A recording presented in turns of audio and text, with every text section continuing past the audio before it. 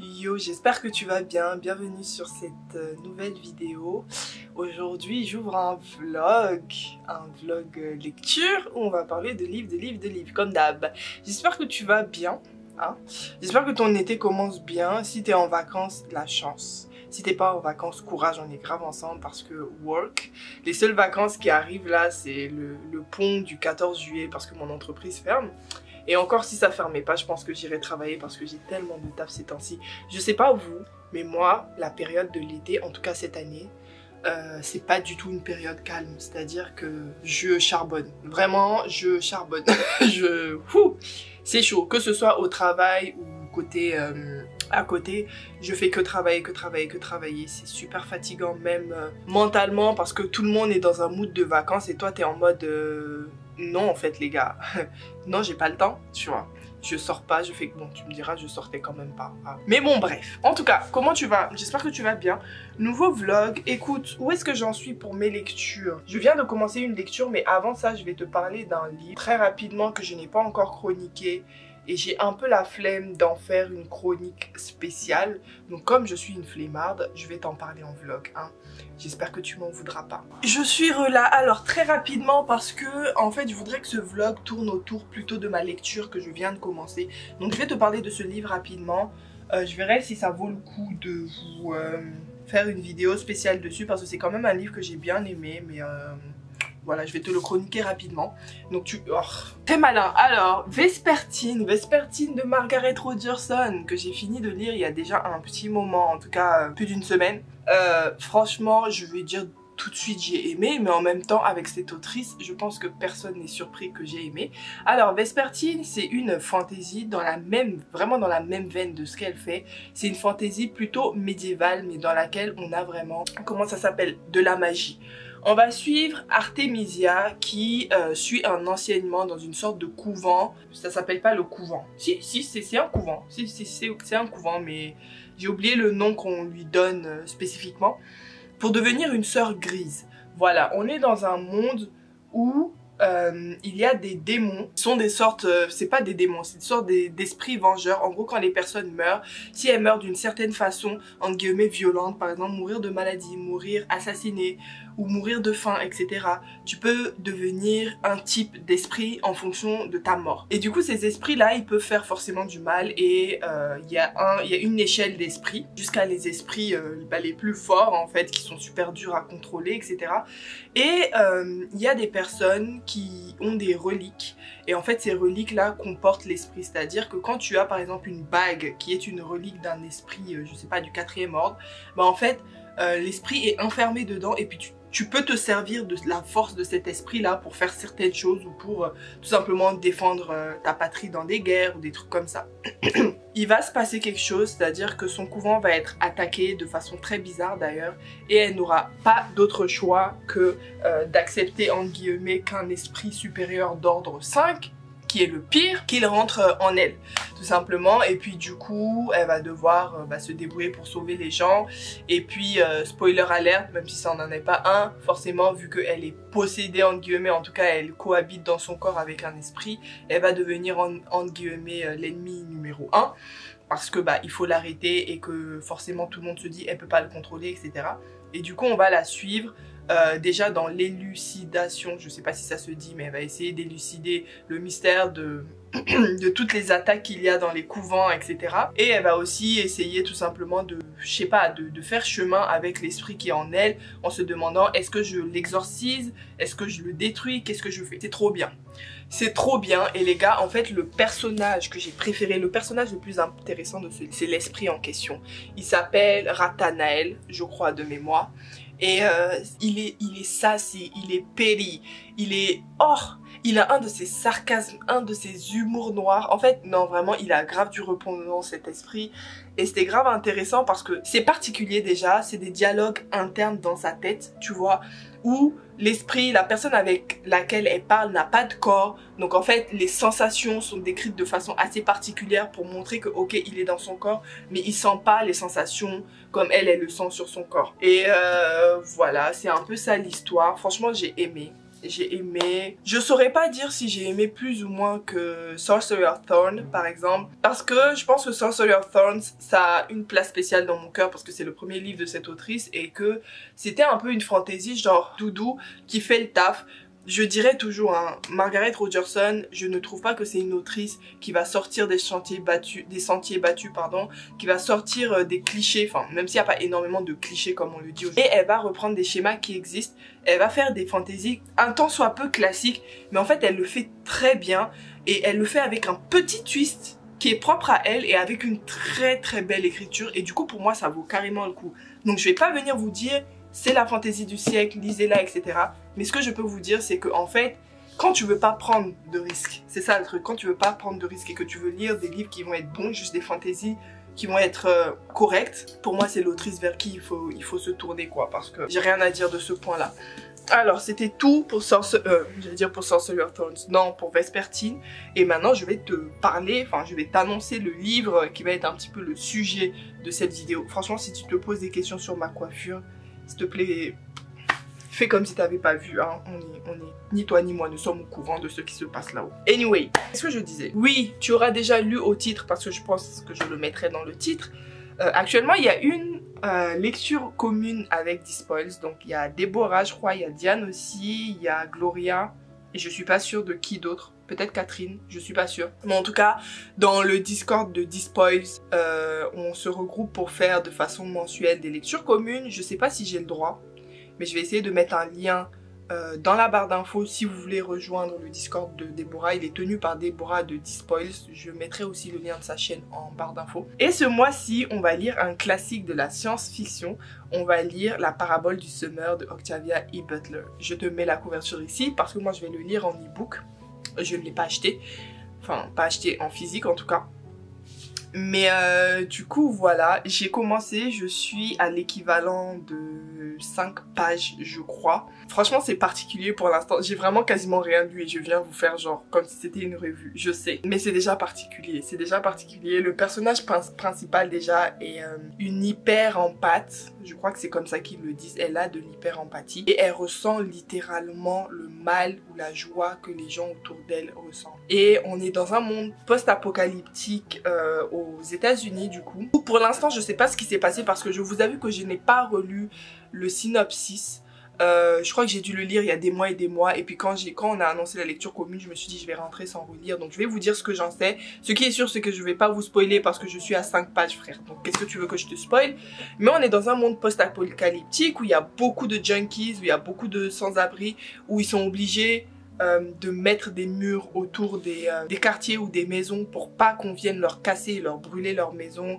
Enfin, il y a énormément de violence. Je suis à 5 pages et il y a déjà un langage super cru, donc je pense que c'est de l'adulte adulte. Ne lisez pas ça si vous êtes non seulement une âme très sensible et trop jeune, en fait, tout simplement. C'est vraiment un livre adulte. Et quand je dis adulte, je parle pas de scène olé olé, hein. Ça encore, on n'en parlerait pas, mais je parle de violence, donc voilà, faites gaffe à ça. Et pour l'instant, l'écriture, elle est particulière, c'est très saccadé. C'est-à-dire, on a des petites phrases, comme si on est littéralement dans la tête du personnage principal. Je sais pas pourquoi j'allais dire comme si, nanana, mais je veux dire, en tout temps, on a des petites phrases et je suis désolée pour le bruit de dehors, mais il fait littéralement 30 degrés et... Donc je disais, on a des petites phrases et c'est pas simple d'appréhension, mais en même temps, c'est compréhensible.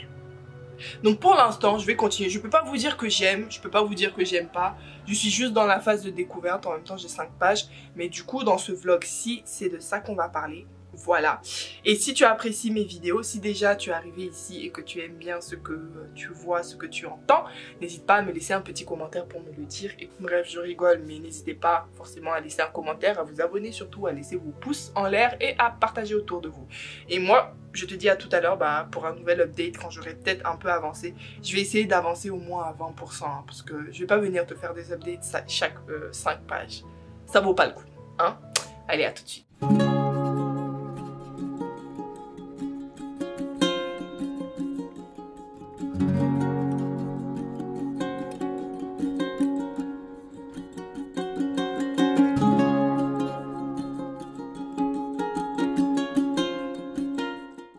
Bon les gars, changement de plan.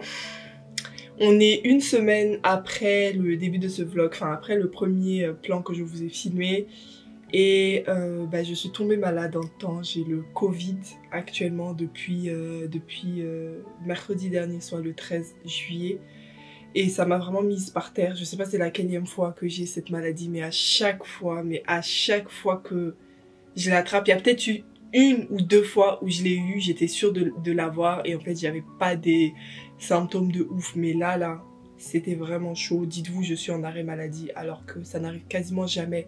Étant donné que je fais un travail qui peut être fait à distance, c'est-à-dire en télétravail, en général je suis juste en isolement s'il y a un truc, tu vois.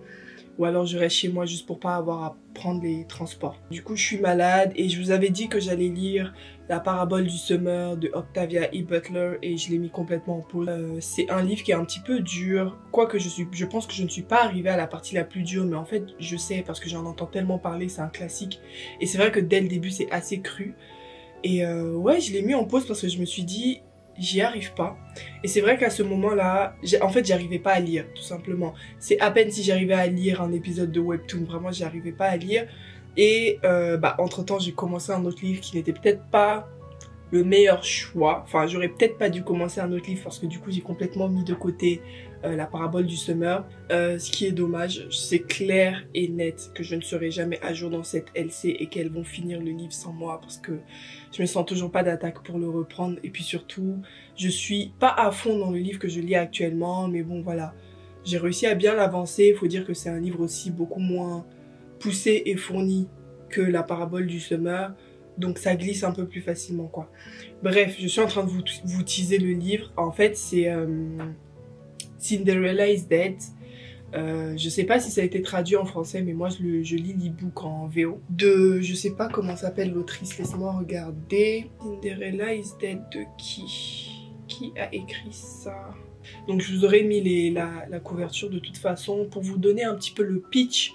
On va être dans un monde ou plutôt un village un petit peu médiéval qui s'inspire complètement et qui calque complètement ses lois et sa vie par rapport à l'histoire de Cendrillon. Et c'est trop bizarre, il y a des parties, j'ai l'impression que je comprends pas trop, pourtant l'anglais il est super simple, mais de ce que j'ai compris, ils calquent leur vie sur comment Cendrillon se comportait, et du coup les femmes de ce village, les jeunes filles et les femmes, sont sous le joug des hommes de façon constante, c'est-à-dire à 100%.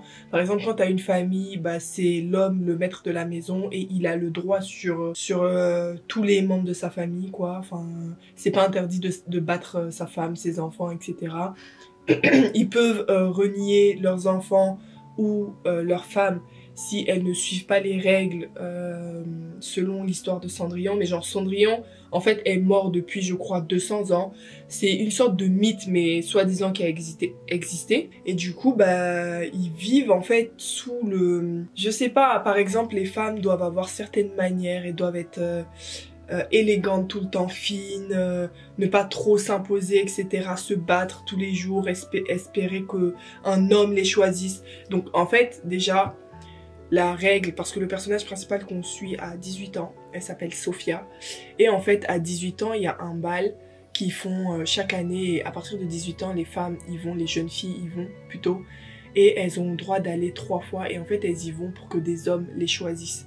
Et en fait, si tu as le droit d'y aller une 3e fois pour trouver un homme, c'est-à-dire on te choisit comme s'ils faisaient leur course en fait. Les jeunes hommes et les hommes plus âgés arrivent et ils font des demandes. Après, si t'es très belle, tu auras peut-être plusieurs demandes et je sais pas encore comment tu choisis. Est-ce que c'est toi qui choisis? Est-ce que c'est tes parents? Est-ce que c'est l'homme le plus riche qui te remporte? Enfin bon, bref. Il y a plein de lois comme ça et du coup le personnage principal a 18 ans et c'est cette année qu'on aura son premier bal.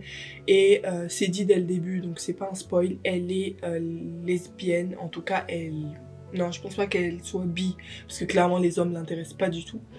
Elle est lesbienne et elle est même amoureuse de sa meilleure amie et elle veut fuir avec sa meilleure amie, sauf que sa meilleure amie ne veut pas. Et du coup voilà, on la suit un peu dans ça et on sait qu'elle va essayer de défier cet ordre là, qu'elle va peut-être trouver des alliés, enfin il va se passer quelque chose. Je sais qu'il y aura une romance.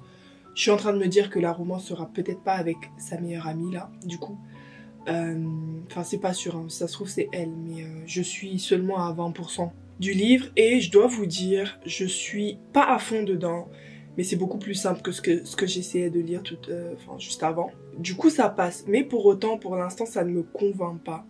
Déjà, l'apport de l'histoire de Cendrillon, je ne le vois pas. Pour autant, je me dis, c'est peut-être une histoire qu'il faut pas prendre au sérieux et qu'il faut lire telle quelle, tu vois. Donc je continue et on verra. On verra, c'est tout ce que je peux te dire pour l'instant.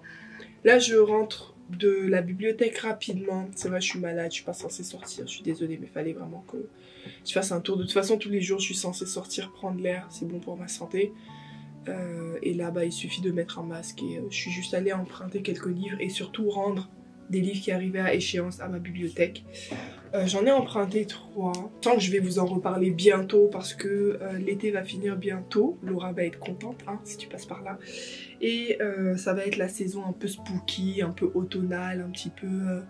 voilà, on arrive doucement dans le froid, doucement dans les ambiances un petit peu dark, etc. Et du coup, bah, bizarrement, je suis déjà dans cette ambiance-là. Même si moi j'aime l'été, enfin, l'été mais pas à Paris, tu vois, parce que c'est horrible. Je suis désolée, mais l'été ici c'est horrible. Mais bref, sinon moi je préfère la chaleur de base, mais il y a ces livres-là qui m'ont attirée, qui sont plus dans ces thèmes un peu plus dark et pas du tout joyeux, pas du tout lumineux. Tout d'abord, il y a, alors, dans le bon sens, il y a ça. Voilà, c'est l'étonnante famille Appenzell. Je suis désolée, je sais pas ce qui se passe avec ma caméra. Voilà. Donc c'est l'étonnante famille Appenzell de Sébastien Pérez, donc illustré par Benjamin Lacombe, que j'avais envie de m'acheter depuis des mois et des mois. Mais il faut savoir que tous les livres illustrés par Benjamin Lacombe coûtent une blinde. Enfin, je pense que ça les vaut, hein, parce que regardez-moi comment c'est magnifique ça. Enfin, voilà. Donc c'est des petites histoires où on te présente des membres d'une famille qui sont particulières et du coup bah, c'est illustré par Benjamin Lacombe et voilà, c'était à la bibliothèque. Je suis trop contente de ma bibliothèque, elle a grave des pépites. Ensuite il y a ça, je sais pas du tout ou quasiment pas du tout de quoi ça parle, c'est juste que je sais pas, ça m'a attirée, je me suis dit pourquoi pas. C'est les histoires extraordinaires d'Amy LTR, voilà, chez Flammarion. Et du coup, on te dit plonger dans un univers inconnu rempli de magie, de doutes, de questions et parfois de réponses. Prenez un ticket direction les histoires extraordinaires d'Amy LTR. Je sais pas pourquoi, j'ai l'impression que ça va pas être dark, mais quand même, tu vois. Mais quand même, je sens qu'il va y avoir des bizarreries dedans, donc pour moi c'était un petit peu encore dans ce sens-là. Il est un peu gros, il est illustré, c'est clairement un jeunesse, hein. C'est clairement un jeunesse, mais... je suis dans l'ambiance. De toute façon, mes neurones, ils répondent à peine ces temps-ci. Donc, tant mieux pour moi. Et sinon, j'ai pris Automnal. Pareil, ça non plus, j'ai jamais vu nulle part. Je sais pas du tout de quoi ça... Enfin, je savais pas de quoi ça parlait quand je l'ai pris. Vous comprendrez pourquoi je dis que c'est dans l'ambiance automne. Ça s'appelle Automnal, littéralement. Et c'est de l'horreur, apparemment. Enfin, horreur. On nous dit la ville du plus bel automne d'Amérique. Vous n'aurez aucune envie de nous quitter. Kat et Sibyl sont de retour à Comfort Notch, espérant y trouver une vie meilleure. Mais le passé de Kat et de sa mère tout juste décédée, autant que celui de la ville, sont troubles et en revenant sur les lieux de son enfance, elle va devoir y faire face.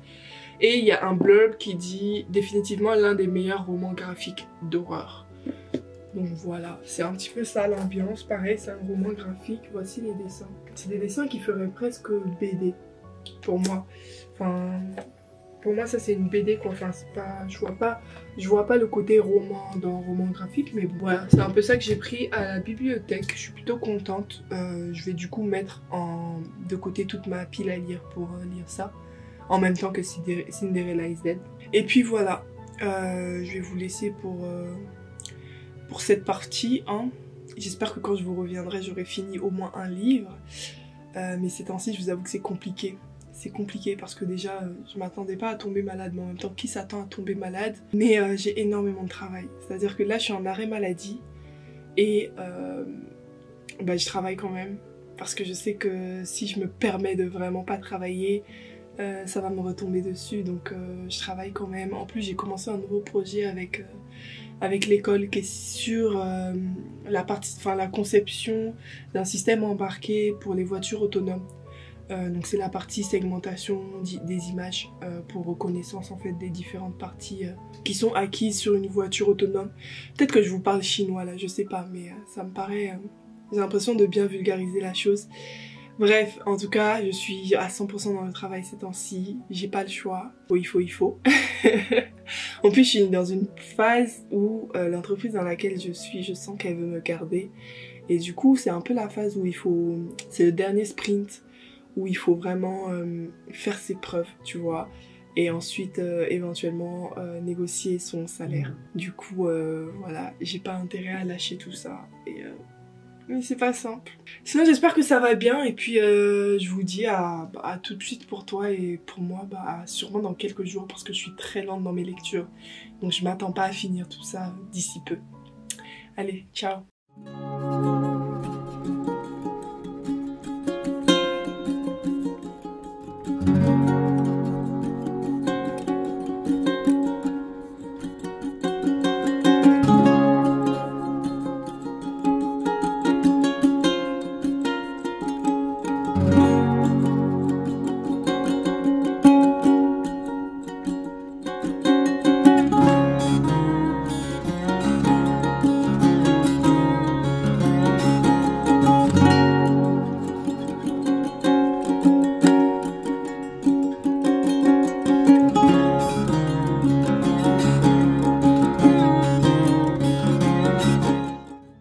Bon, j'ai commencé un autre livre. Je sais. Attends.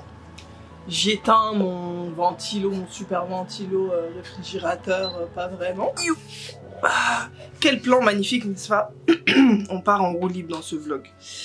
Bref, j'ai commencé un autre livre. Je suis complètement instable livresquement, mais ouais. Voilà, j'ai commencé un autre livre, on peut pas me faire confiance, faut pas faire des lectures communes avec moi parce que en vrai, 9 fois sur 10, j'arrive pas à respecter les échéances. Bref, j'ai commencé, du coup je vais vous parler de cet autre livre et si vous vous demandez pourquoi est-ce que je continuais pas Cinderella is Dead, vu que je disais que j'aimais bien, même s'il y a certains points que je comprenais pas trop et que je trouvais pas nécessaire, en fait c'était un peu boring à un moment et j'étais en mode tu vois, genre littéralement ça. Je compte le continuer, mais je pense que j'avais besoin d'un livre papier. En fait, je me suis rendu compte que je lis beaucoup plus vite quand c'est un livre papier. C'est très bizarre parce que j'avais l'impression au contraire de lire plus rapidement et surtout sans voir les pages passer quand c'est un e-book. Mais en fait c'est grave le contraire, c'est beaucoup plus facile, j'ai l'impression, enfin ça passe plus vite je crois quand c'est un livre papier.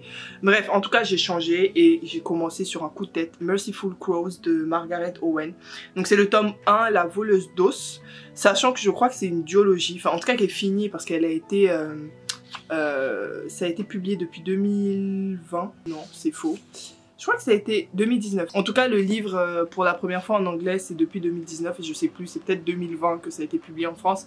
Mais ça fait un moment, c'est une duologie, c'est fini. Et j'avais eu le tome 1 en seconde main, je crois à 5 € ou 3 €. Enfin, j'étais grave fière. Et vous savez que Margaret Owen, c'est l'autrice de Little Thieves, qui a été un coup de cœur de cette année. Donc voilà, tout me pointait ce livre en fait, parce que j'étais dans une détresse où je savais pas quoi lire et j'avais la flemme un peu de lire ce qui était déjà en cours. Enfin bon, bref, en fait le seul livre, en parenthèse, le seul livre qui passe ces temps-ci, c'est le Jaune des Jonquilles d'Olivia des Roseaux Pourpres, mais c'est un recueil de poèmes, tu vois, et j'en lis un petit peu par-ci, un petit peu par-là. Genre je lis pas du tout les recueils de poèmes, enfin j'en lis déjà quasiment jamais, mais je sais que dans tous les cas je ne le lirai pas comme un roman. Moi je vais m'asseoir pendant 2 heures pour le lire, non, c'est genre je grappille un petit peu par-ci par-là, mais j'ai besoin d'un roman à côté parce que je sais que je ne suis pas en panne de lecture parce que j'ai envie de lire. C'est juste que bon, il y a eu le Covid, j'avais pas forcément les neurones disponibles.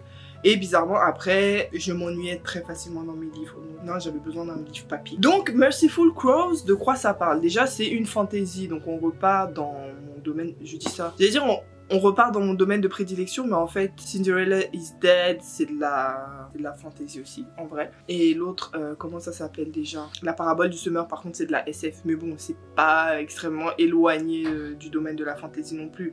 Mais c'est juste que bon, je me disais c'est un petit peu en guillemets une valeur sûre parce que j'ai vraiment aimé l'écriture de l'autrice, même si c'était en anglais, et son type d'univers. Et ça n'a pas manqué parce que je l'ai commencé il y a à peine 2 jours et je suis déjà là, c'est-à-dire que j'ai lu quasi 200 pages. Je sais pas, je suis à quelle page, page 170, donc à la deuxième partie, je me suis arrêtée à la deuxième partie. enfin au début de la deuxième partie. Franchement j'aime vraiment bien et je sens que le côté papier en fait que ça passe plus rapidement. J'ai plus de facilité à rester dans le livre. Je fais toujours des pauses quand je lis, ça c'est automatique. Mais là j'ai l'impression de quand même faire moins de pauses parce que ben je sais pas, je saurais pas dire pourquoi, mais ces temps-ci je suis dans un mood livre papier. Donc de quoi ça parle quand même, parce qu'on est là pour parler de livres. On parle de... En fait, on est dans une fantaisie type médiévale. On est dans un monde où on a des hommes. En tout cas, moi, je pense que c'est des hommes. En tout cas, c'est des personnages humanoïdes, de ce que je comprends. Puisqu'on dit garçon, belle femme, beau garçon, etc. Tout ce que tu veux. Mais qui sont organisés en castes d'oiseaux. Tu vois, c'est-à-dire qu'il y a les aigles, il y a les grues, il y a les moineaux, qu'est-ce qu'il y a d'autre, je sais plus, mais il y en a plein, il y a les faucons, je crois, je sais plus. Et au-dessus de tout ça, il y a les phénix. Donc forcément, voilà, on a ici un petit schéma qui nous explique les castes où il y a des types de castes, et dans les types de castes, il y a des espèces. Enfin, des espèces entre guillemets. Désolée, aujourd'hui, ma coiffure, c'est un peu freestyle.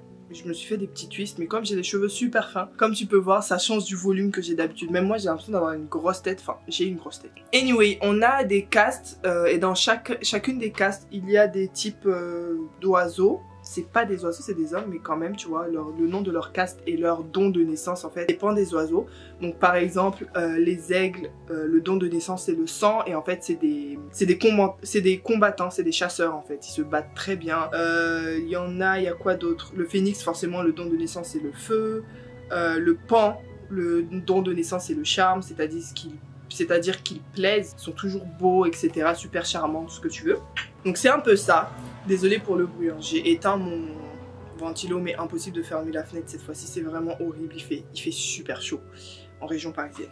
Bref, oui, je disais qu'on est dans un monde organisé par des castes comme ça. Et comme tu t'imagines bien, en fait, les castes vont définir un petit peu ta classe sociale. Et tout en bas des castes, il y a les corbeaux. Donc, les corbeaux sont un petit peu ce qu'on appelle des pestiférés, c'est-à-dire que on est dans un monde où il y a la peste. Et lorsque la peste attrape un ou deux individus, en fait, très rapidement, ça touche tout le village et tout le monde meurt, les récoltes meurent, etc. Enfin bref, c'est horrible. Et la seule espèce / caste qui n'est pas touchée par la peste, c'est les corbeaux. Et moi, je me disais, quand j'ai lu le synopsis, je me suis dit, bah, si moi je fais partie de la seule caste qui peut pas attraper la peste, je me dis, enfin, je suis censée être bien placée, tu vois, dans la société. Parce que en vrai c'est un don et c'est quelque chose de positif, mais non, en fait ils sont tout en bas. On considère que eux ils ne peuvent pas être touchés par la peste parce qu'ils naissent déjà avec une sorte de dette à l'humanité, parce que je sais pas, leurs ancêtres ont fait des méfaits et du coup par défaut ils ont la peste. C'est pour ça qu'ils peuvent pas être touchés par la peste, enfin ils peuvent pas mourir de la peste. Du coup ils sont détestés partout, enfin les gens les détestent, mais en même temps on a besoin d'eux parce que quand il y a un mort de la peste, c'est les corbeaux qui doivent venir chercher le mort et ensuite l'incinérer. C'est un petit peu comme ça que c'est organisé, et nous on va suivre Fie, donc F-I-E, Fie, qui est la future chef en fait d'un clan de corbeaux qui se balade forcément au gré des demandes de charité. Ils appellent ça la charité quand ils vont pour récupérer des corps de morts ou alors abréger les jours de personnes qui ont été touchées par la peste et qui sont dans une phase finale tout simplement. Personne d'autre veut les toucher, donc c'est à eux de les tuer et ensuite de ramener leur corps à l'incinération. Elle fait partie d'un groupe comme ça, et un jour ils vont être appelés au palais royal de leur monde, de leur pays là entre guillemets, pour récupérer le prince qui serait mort de la peste. Donc le prince plus un autre personnage qui est son double. Donc voilà, et puis très rapidement, c'est écrit dans le synopsis, hein, très rapidement ils vont sortir du palais, etc. Et elle va se rendre compte qu'en fait ils sont pas morts. Le prince voulait être exfiltré du palais, donc il s'est fait passer pour mort, il s'est fait mettre en quarantaine soi-disant par une peste, à cause d'une peste. Lui et son double qui en fait est son garde du corps, et c'est parce que il y a des complots qui fait qu'on le veut mort en fait, et du coup il avait tout intérêt à sortir du palais et il a tout un plan pour déjouer les complots et voilà, retourner un peu le royaume contre la personne qui essaie de lui faire du mal et faire du mal à d'autres personnes. Voilà, donc ça c'est le plot, à savoir plot assez classique dans l'ensemble. Ce que je trouve original, c'est le système de caste autour des oiseaux et le système du coup de dents de naissance autour des oiseaux. Il y a tout un trip aussi autour des dents et des os, parce que les dents recèlent un petit peu le don de naissance d'une personne. Donc quand une personne meurt, les sorciers peuvent récupérer les dents et parfois même les os et s'attribuer un petit peu votre pouvoir grâce à aux dents des personnes qui sont mortes. Enfin les dons que les personnes avaient de leur vivant tout simplement. C'est un petit peu compliqué mais je trouve ça super original et j'aime beaucoup. Ça se sent un petit peu que c'est du young adulte par rapport aux réactions des personnages. En même temps, je ne me rappelle pas de quel âge ils ont, ça n'a pas été dit, mais je dirais entre 16 et 18 ans. Il y a des adultes aussi, ça c'est le point positif, c'est-à-dire qu'on a aussi la vision d'adulte, typiquement fille, le chef du clan en fait, dont elle sera la chef après le gars. C'est un monsieur qu'elle appelle pas et on sent que c'est un peu sa figure paternelle. J'ai fini par comprendre que c'était pas son père biologique. Ça fait pas partie du plot ni de l'intrigue, donc aucun spoiler, mais voilà, il y a des adultes etc, mais c'est vrai que tu sens que c'est un peu du young adulte dans le sens où vu les circonstances du monde, vu le monde médiéval que l'autrice a créé et vu la haine qu'on a des corbeaux, on aurait pu avoir des scènes beaucoup plus violentes, beaucoup plus crues en fait, et même les personnages auraient pu être beaucoup plus cruels par rapport à ce qu'ils vivent. Au final, c'est pas dilué, mais je sens un petit peu la touche de young adulte qui vient pour anesthésier la chose. Malgré ça, j'adore ma lecture, c'est pour ça que je suis à quasi 200 pages hein, en si peu de temps, vu mon rythme de lecture il y a quelques temps. So yeah, j'aime bien. N'hésitez pas à me dire dans les commentaires si vous avez lu cette saga. Apparemment, elle était très connue, enfin c'est ce que moi j'ai compris. Quand elle est sortie, elle a été quand même assez bien plébiscitée par PKJ, donc c'est la maison d'édition. Et du coup, ouais, ça m'étonne pas parce que bon, voilà quoi. C'est juste que moi je savais pas parce que Margaret Owen en vrai avant Little Thieves je connaissais pas cette autrice. Et c'est après coup en me renseignant que j'ai vu qu'elle a même au moins une saga qui a été traduite en français. Et franchement c'est top, c'est top. Donc je vais essayer de le finir. Je vous reviens pour le coup quand je l'aurai fini. Là je voulais juste vous faire un petit update au milieu. En espérant que mon avis ne change pas du tout d'ici la fin. Sinon je serais trop déçue. Mais voilà, je vous reviens quand j'ai fini.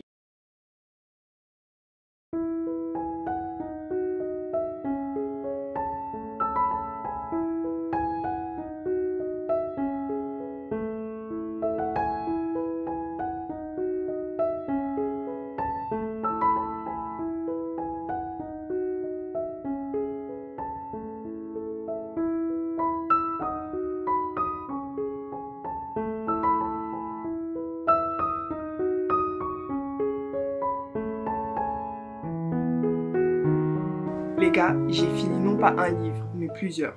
Mais il y a des graphiques dedans. Bref, je vais vous en parler. J'ai noté ça sur un papier que j'ai posé quelque part. Yann, y'a pas un paquet de post-it devant toi là-bas? J'ai lu un roman, j'ai fini le roman dont je vous ai parlé juste avant, c'est-à-dire Merciful Crows de Margaret Owen, mais je vais vous en parler à la toute fin. Et avant ça, je vais vous parler de deux petits trucs que j'ai lus. Un que j'ai lu en bibliothèque que je n'ai même pas emprunté, c'est-à-dire je suis partie à la bibliothèque, je taffais et pendant ma pause je l'ai pris, c'est un manga. Je l'ai fini et ensuite je vais vous parler de ça que j'ai lu aussi. Bref, commençons par le manga parce que c'est le moins intéressant.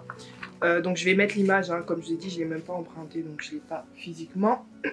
J'ai lu Mieruko-chan Slice of Horror, que je vais mettre là ou là, peu importe, qui est un manga, je ne sais plus de quel auteur, je suis désolée, j'ai lu le tome 1 et je ne suis pas allée plus loin.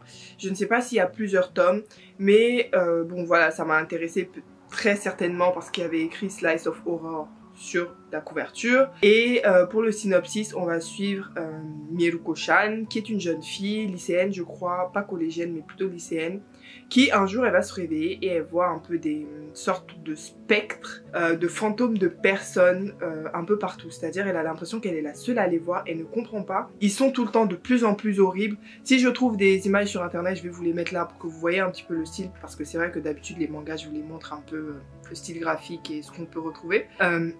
Donc elle en voit des vraiment pas mal horribles quoi. Et elle comprend pas, elle a super peur.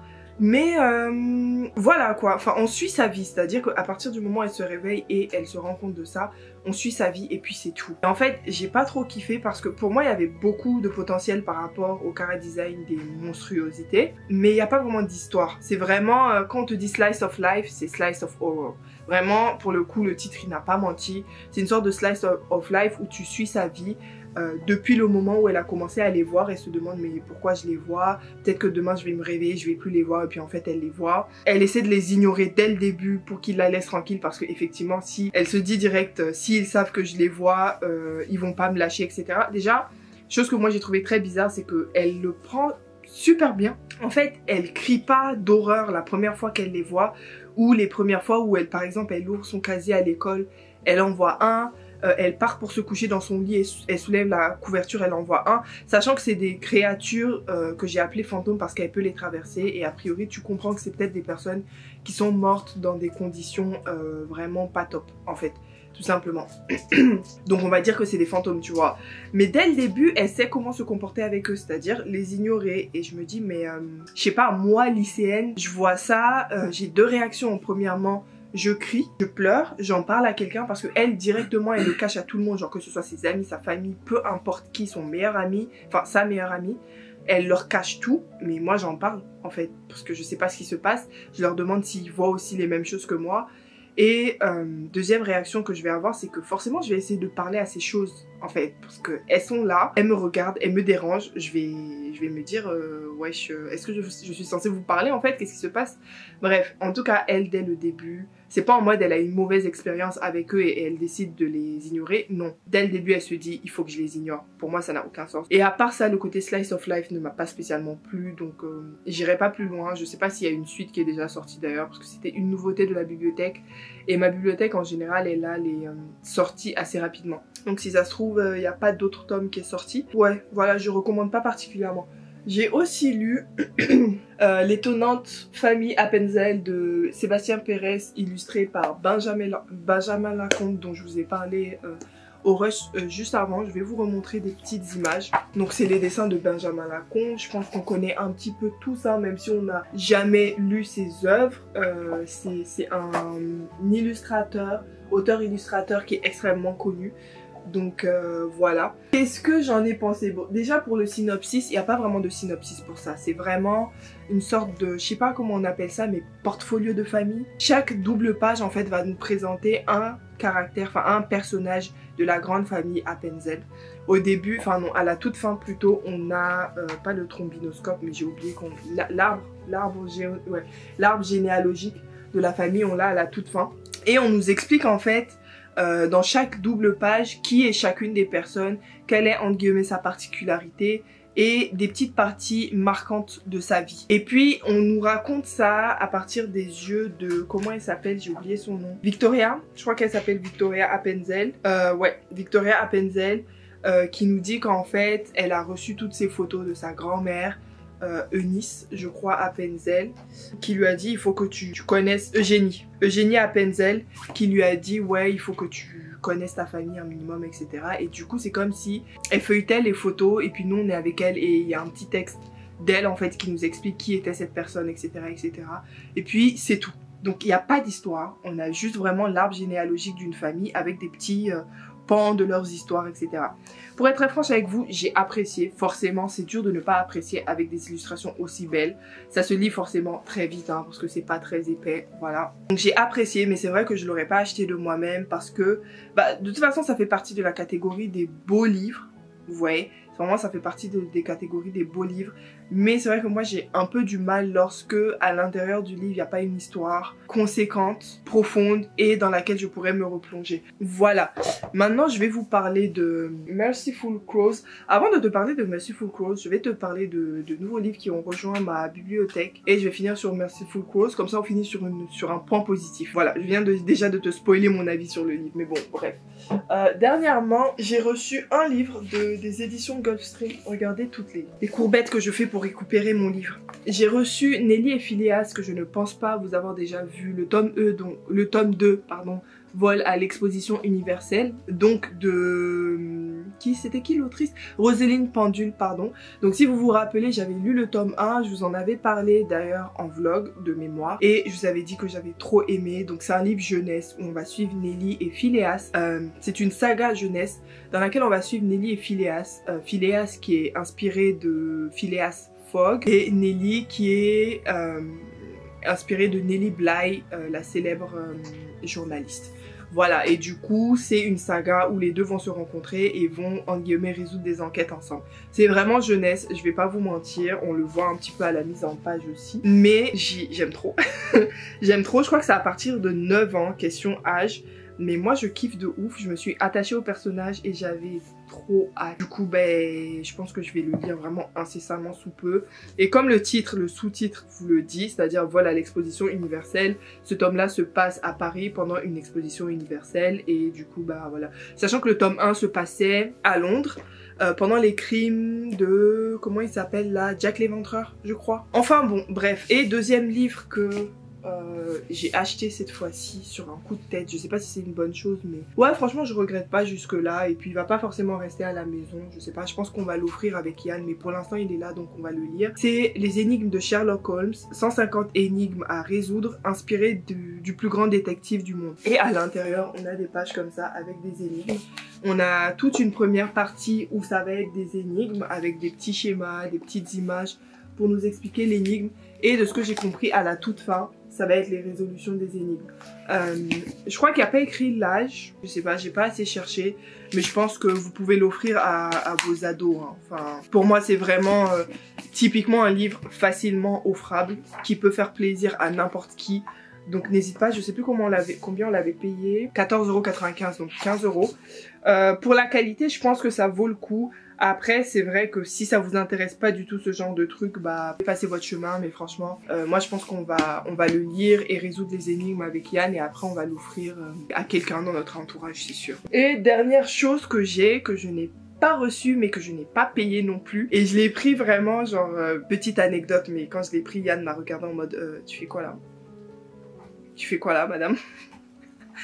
Mais je l'ai pris, je vais pas mentir, pour un peu pour YouTube et un peu pour moi. En gros, je sais pas si vous allez voir, voilà, je pense qu'il y en a qui reconnaissent. J'ai pris les 4 tomes de, comment ça s'appelle déjà? Twilight. Les 4 tomes de Twilight de Marissa Meyer. Donc les titres c'est quoi? Je sais pas quel est le tome 1, 2, 3, 4. Donc il y a Fascination que moi j'ai, Tentation, Hésitation et Révélation. Donc c'est les 4 tomes de la saga Twilight de Marissa Meyer dans les éditions Livres de poche jeunesse, donc c'est des vieilles éditions. Je les ai trouvées toutes en même temps dans une boîte à livres à côté de la maison en fait. Et pourquoi je les ai pris? Parce que bah première chose, j'ai jamais lu Twilight. Voilà, ça pourrait en choquer certains, mais j'ai jamais lu Twilight. Par contre, je suis persuadée, je pense avoir vu au moins un des films. Vraiment au moins un. Je ne pense pas avoir vu tous les films Twilight, mais je pense avoir vu au moins un des films. Donc ce que je vais faire, c'est que je vais essayer de me faire un vlog où j'essaie de les lire du coup pour la première fois. En tout cas pour moi ça sera pour la première fois. Je sais pas si dans le vlog j'ai inclus un visionnage des films parce que je ne regarde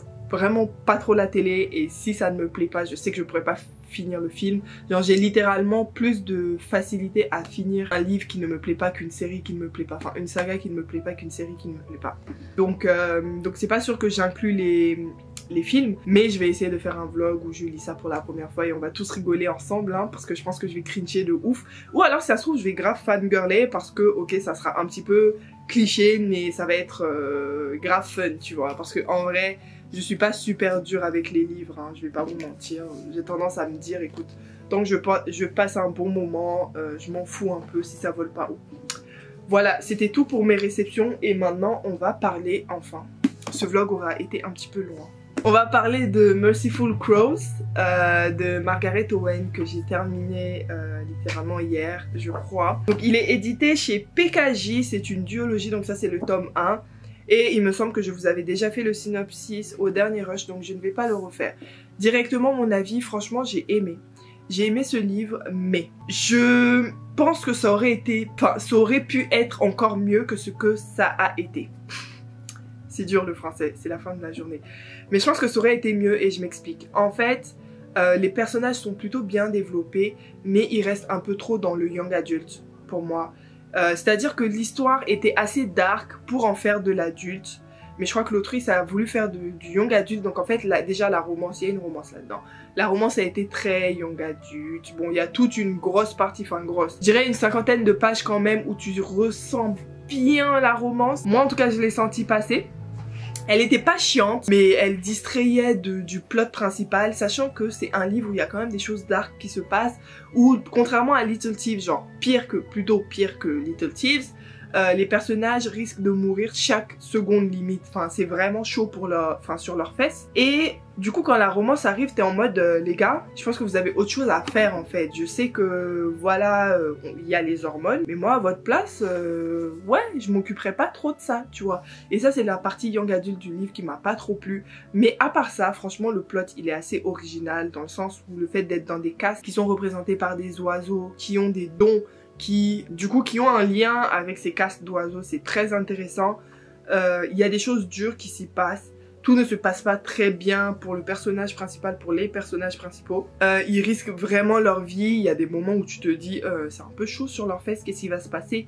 Il y a des morts, enfin voilà. Tout ne se passe pas parfaitement bien, quoi. C'est pas une balade de santé. Et du coup, ce qui a été promis dans le synopsis, on te le donne ici. Donc, overall, franchement, je vous le recommande. En plus, la fin est une vraie fin. C'est-à-dire que c'est une duologie. À la fin, il y a quand même des trucs que tu voudrais savoir, c'est-à-dire que tu te dis bon ok je veux savoir, mais t'es pas en mode vite la suite, parce que il y a la fermeture d'une première intrigue et c'est comme si entre guillemets tu pars en paix, tu refermes le livre en paix, tu vois. Donc voilà, juste pour ça un petit plus, parce que moi j'aime pas trop les livres qui me laissent vraiment dans un cliffhanger de fou à la fin. Voilà pour Merciful Crows et voilà pour ce vlog en même temps. Donc j'espère qu'il t'aura plu.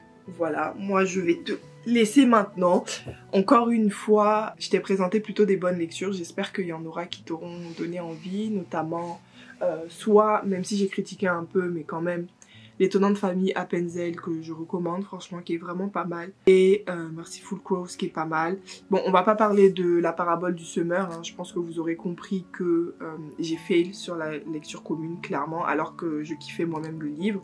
Mais c'est pas grave. Et Cinderella is Dead, je continue. Hein. J'en ai pas du tout parlé, mais je le continue. C'est juste que bon, bah voilà, je finirai plus tard. Je dois être à genre 30% du livre. Donc ouais, non, je le finirai plus tard, c'est pas grave. Allez, j'espère que tu vas bien. Et ouais, je te dis à une prochaine pour une nouvelle vidéo. Bye.